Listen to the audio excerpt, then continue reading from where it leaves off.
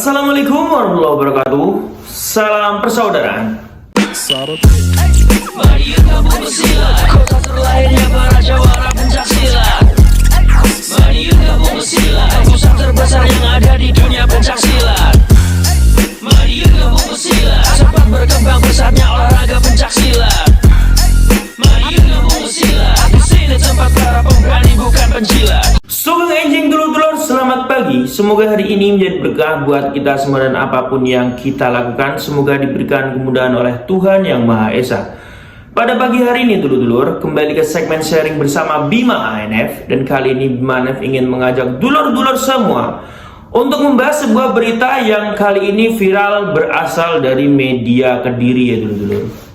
Jadi yang dimana beritanya ini menyebutkan sebuah merek ya kan, yang pasti dulu semua pasti akan tersinggung karena di situ tertulis pelatih PSHT kan, yang melatih siswanya hingga meninggal dunia. Nah, jadi pembahasan kita kali ini sebenarnya tidak menjurus ke beritanya ya, karena kita sudah tidak asing lagi atau sudah tidak kaget lagi dengan media yang di sini menggunakan merek atau nama SH Trate. Tujuannya ya memang untuk menarik viewer ya kan, atau menarik penonton.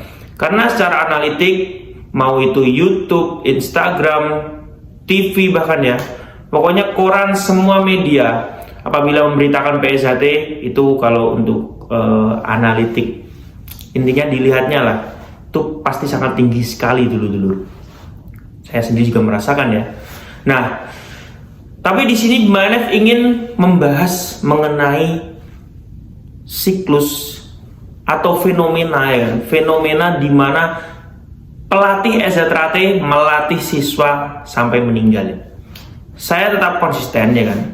Sejak dulu saya membuat konten hingga sekarang, ketika membahas permasalahan ini, saya tidak ingin menyudutkan pelatih PSHT tersebut. Karena apa? Karena saya sendiri juga pernah menjadi siswa dulu, dan saya pun juga sampai sekarang melatih.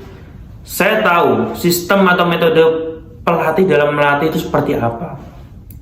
Dan dengan background warga SZRT yang tidak semuanya seorang militer ya kan. Walaupun latihan di SZRT itu semi militer ya kan, bisa dibilang semi militer, tapi saya yakin setiap pelatih itu punya batasan masing-masing dalam melatih. Hanya saja yang jadi permasalahan di sini dulur-dulur, kalau kita runtut dari urutan permasalahannya, jadi siswa ini mungkin ya meninggal karena memang sudah di batas kemampuan dia, rasa lelah dia ya kan.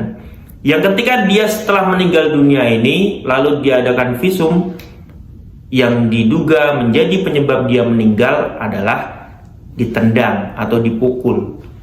Kan kalau di visum pasti kelihatan yang terakhir sentuhan fisik itu siapa ya dulu ya. Yang melakukan tindakan fisik itu siapa? Ya jelas kan namanya pulang latihan ya dari pelatih. Banyak sekali dulu yang menyudutkan warga SZRT ini melatih tanpa mengetahui porsinya ya. Sekarang kalau kita urutkan dari awal dia masuk latihan, yang pertama, dia sudah dimintai surat pernyataan dan surat izin dari orang tua.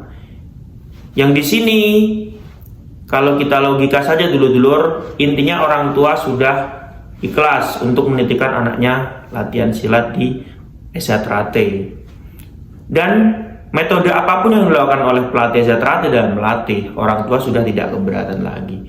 Toh si anak ini juga sudah siap dengan segala resikonya.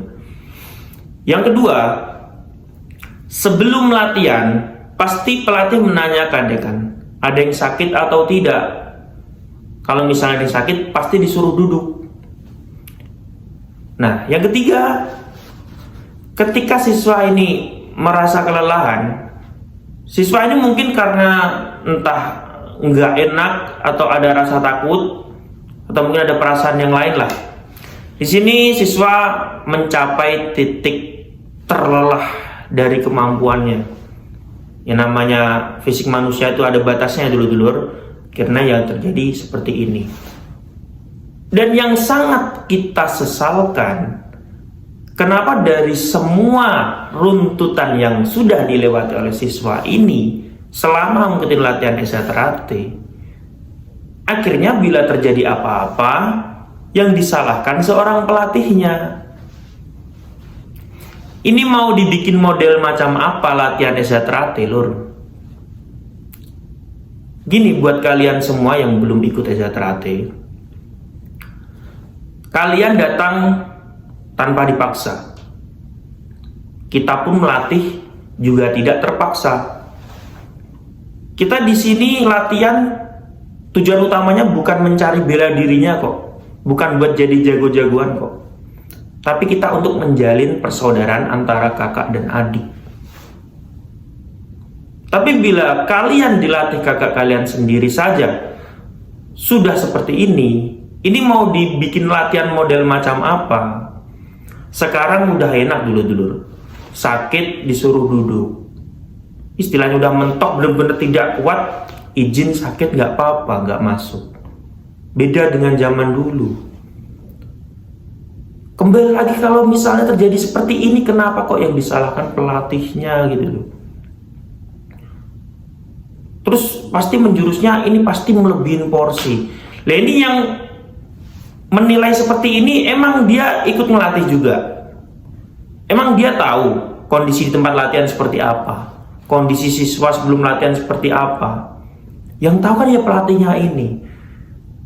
Pelatih itu melihat siswa itu seperti adiknya loh. Gak mungkin dia ada niat pengen bunuh adiknya, tuh gak mungkin. Kalau saya berpendapat ini sudah takdir.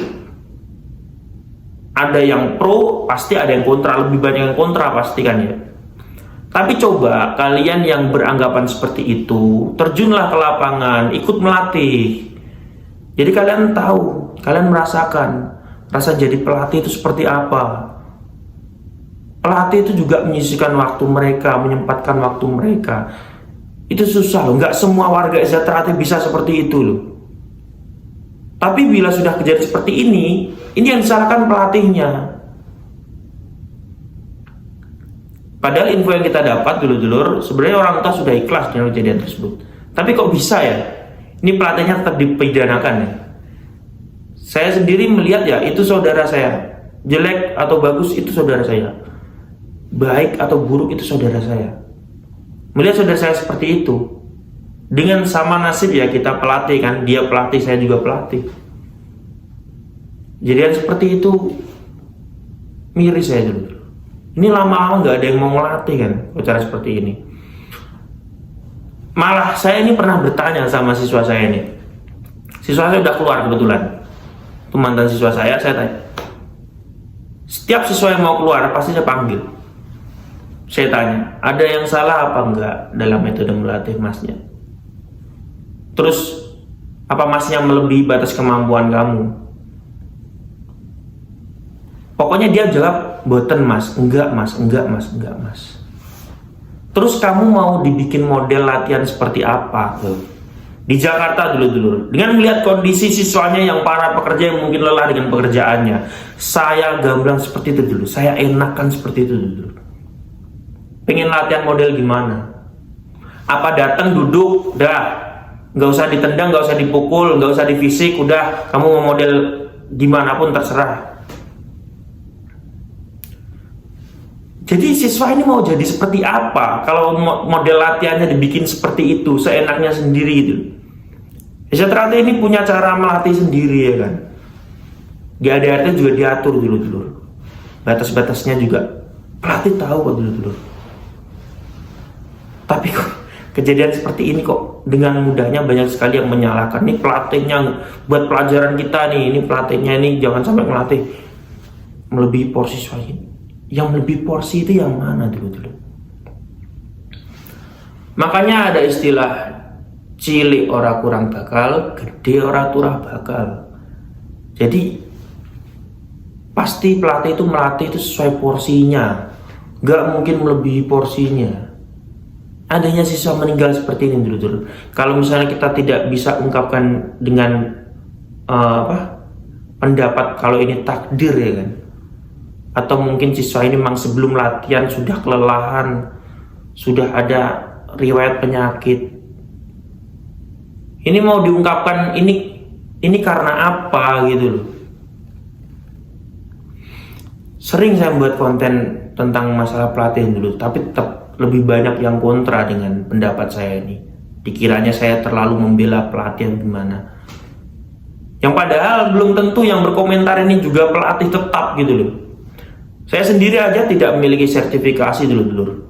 Pelatih SZRAT itu saya tidak punya. Siswa-siswa saya yang punya. Sekarang pelatih SZRAT, pelatih tetap SZRAT dituntut memiliki sertifikasi ya kan. Jadi ada penatarannya dulu pelatih. Jadi tahu mereka batas-batasannya.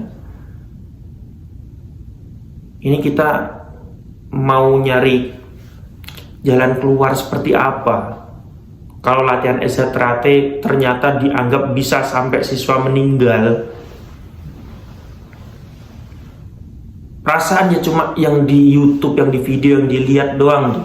Kelihatannya latihannya keras. Tapi kalau udah dijalanin tuh banyak sekali toleransi, fleksibel, nggak kaku-kaku amat dulu. Kita di sini kan menjalin persaudaraan ya kan. Bukan taruhan nyawa, bukan buat jadi tentara, buat jadi polisi, nggak. Ya nggak ada apa-apanya dulu lah dengan latihan militer ya kan. Latihan SZRAT itu ya waktunya keras fisik ya keras fisik, tapi waktunya santai ya santai. Kalau nggak kuat jangan dipaksa deh. Enak sebenarnya.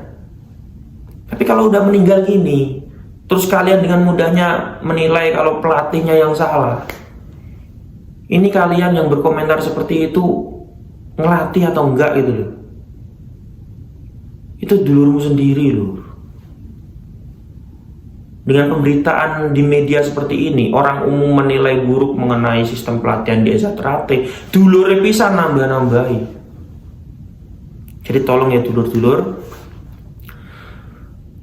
buat pembelajaran, tapi jangan sampai kita justru malah menyudutkan saudara kita ini. Karena pelatih di SZRAT itu sudah ikhlas menghabiskan waktu mereka untuk melatih adik-adik mereka. Jangan malah kita pojokkan dengan kondisi seperti ini. Pelatih itu ujung tombak loh di rayon, ujung tombak di organisasi. Kalau tidak ada pelatih tetap seperti ini siapa yang mau ngelatih ya kan? Dia kadang rasa-rasen. Jadi semoga menjadi pembelajaran buat kita semua dulur-dulur, kesadaran buat kita semua, agar tidak mudah mengambil kesimpulan mengenai fenomena yang terjadi dekat-dekat ini. Dan semoga pelatih-pelatih tetap di SZRAT, seluruh pelatih-pelatih SZRAT diberikan kesehatan, keselamatan, dan panjang umur dalam melatih adik-adik kita. Oke dulur-dulurku, terima kasih sudah menonton video terbaru dari Bima ANF, dan sampai jumpa di video yang selanjutnya. Salam bersaudara. Mari kita bersilat, kota terlahirnya para jawara pencak silat.